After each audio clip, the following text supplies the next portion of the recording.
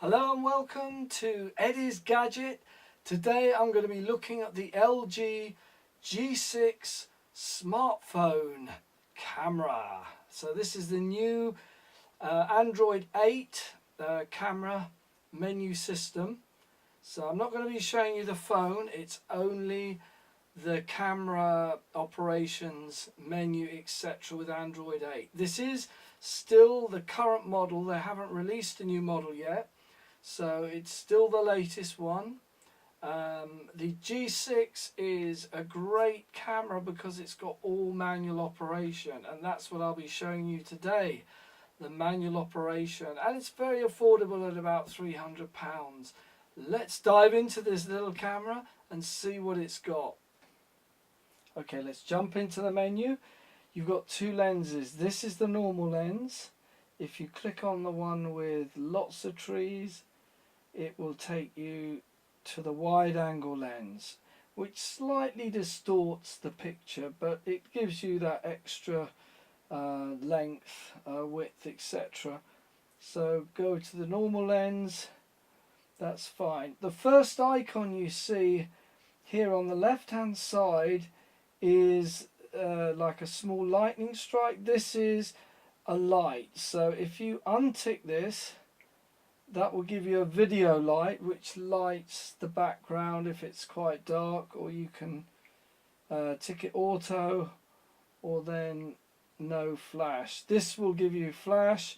If you're doing video, it will give you a video light. So that's your video light. This is your camera, front camera or rear camera. So if you click this one, this will give you front or rear. This one gives you filters. So if you're taking a photo, you've got all sorts of different looks. Those are for your filters. That's your normal mode. If you go to the mode here, again, it gives you auto, food, pop out, snap movie, 360 panoramic, manual, match shot, guide shot, time lapse, panorama, manual, video mode, snapshot, grid shot, or slow motion. You will notice a slight banding on the slow motion. Now, this is auto mode at the moment. You've got manual photo mode or manual video mode. Those are the two options you have. So let's come out of the mode and let's go into your advanced settings for the camera and see what we've got. So if you go to your photos, okay, let's go through the photo size.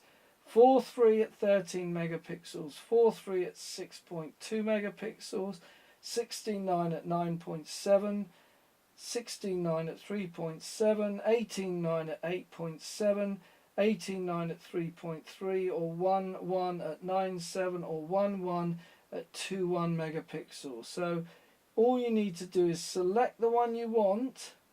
So I've got it on 16.9 at the moment, 9.7, and then you just literally cancel that out and you've saved whatever you want up here, so it will show you. The second one is your video resolution. So then you've got UHD. This is literally a 4K movie. So that's what I've got it set on as UHD. You've got Full HD 18.9, Full HD 16.9. This is 60 frames a second, but it's 1920 1080. You can go to Full HD 16.9, 1920 1080, which is your normal frames. Your HD, which is this sort of smaller HD, 1440 720, or 1280 by 720 HD. Again, if you go into your advanced settings, you can find camera roll, which gives you a kind of screen at the side with all the pictures you've taken, so you can have that on or off. I've got it off, so it has a little band of all the pictures you've taken at the side, and it increases the sort of screen this way. You can film HDR. I've got it on auto. You can have it auto on or off. You've also got a timer, so if you're taking pictures, you can set your timer 3 seconds or 10 seconds. So I've got that off at the moment. And when you come out of your photo mode, it will turn off. So if you need the timer on, you have to do it each time you set up for taking a picture. If you're in camera mode, it's fine, but once you come out of camera mode to use the phone, you need to reset it. Cheese shutter is if you say cheese, smile, whiskey or kimchi, see, it's taken a picture automatically when I said that. So I'm going to turn cheese shutter off. It's very handy, but it will take a photo if you say those words, which saves you having to press a button or put the timer on. Tracking focus is another one. It will track an object and keep it in focus. I've got that off. You've got another one, standby recording, which I've got off also. Covered lens. Obviously, if you cover the lens, it'll stop recording. Lets you know when the rear wide-angle lens is covered. Tag locations also, if you're at a location, it'll add a tag to it. You've got grid mode, which I've got on. Add a signature, which also I've got on, so it takes a photo and it adds your signature. And it'll give you some options of different handwriting that you can choose. I've just chosen this handwriting one there, so I'm going to cancel that out. So I'll cancel that.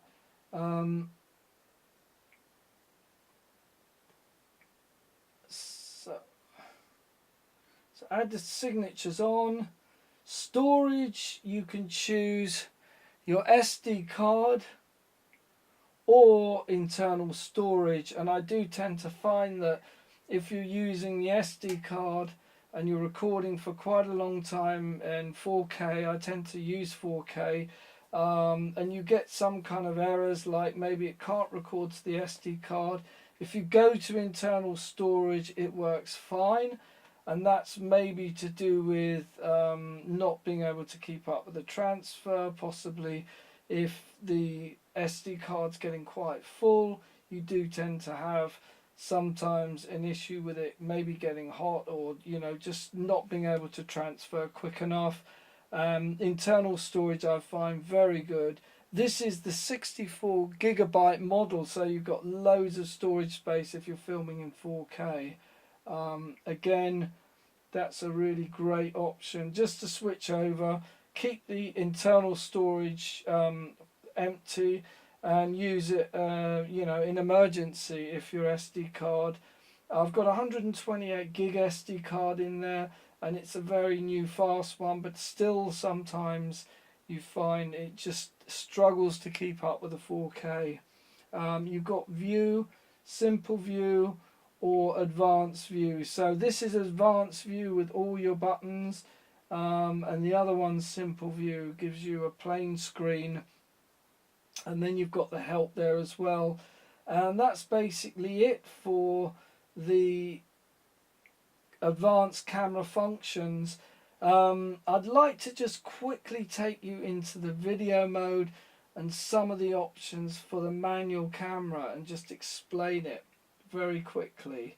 Right, so what you have here in manual mode, first of all, you have the ISO. So what I would suggest is, if it's a bit bright, just take it down, say 400, that looks fine.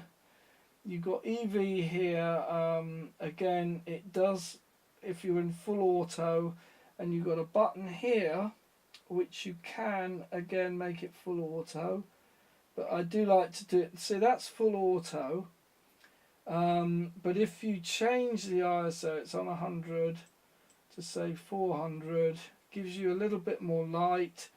1/50 I tend to like for the shutter speed, which is equal to the frame rate that you're using. You've got here autofocus. You can manually focus it and just literally move this little slider here to get your focus as you like. So you can come out of that. You've got auto white balance, or you can do it manually if you want it cooler or hotter. You just literally move the slider up and down. I've got it on 2.8. You can have about 3. I've got it on 3 at the moment. You can click the top there and it'll go back to auto. You've got your hi-fi sound, which you can manually tweak. So I tend to like just about there, 75 hertz. Just take this to minus, just below the 0 there, and then again with this one put this to about -3 decibels for the limiter, so you don't get too much noise. You can see up. I can give it quite a lot of volume, there, and it's not going into the red. So that's how you set up for video, and then just press the button here and it will start recording. And if you need to change anything as you're recording, you can just change it. If you turn this off, you can see your audio waves there. It's not distorting, it's not doing anything unusual. And if you want to turn so you can turn that off.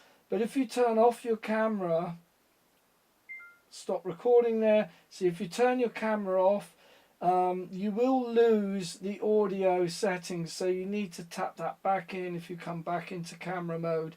That's the only thing I say. Most of the other settings will remain as you saved it. Some very important things to remember there. You've got some other modes here which I'm not going to go into detail, but they're all there. You can find the manuals online, or if you buy the camera you'll have all the operational manuals. The wide angle lens is great if you want to get a lot in, but it does tend to distort the image. So I would say, generally when you're filming, try to keep your camera horizontal and not vertical, so you get good video if you're shooting like that. And another thing, just remember not to zoom in too much, because you get quite a lot of pixelation on the image.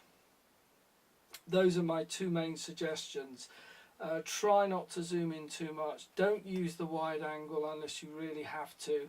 And just be very careful when filming that you don't zoom in, because it tends to jump rather than give a smooth zoom. So if you can avoid that, possibly do, because it does tend to jump. You touch the screen to zoom and it suddenly jumps to where your finger is just when you're trying to activate that zoom. It's a case of getting used to it. But again, the other suggestion whilst filming, if you're doing video, try not to cover the microphone holes, which is this side and this side. So on this side you've got a tiny hole at the bottom, and on this side you've got a tiny hole sort of towards the top. Try to make sure, if you're holding the camera, not to put your finger over it, otherwise the sound is going to suffer.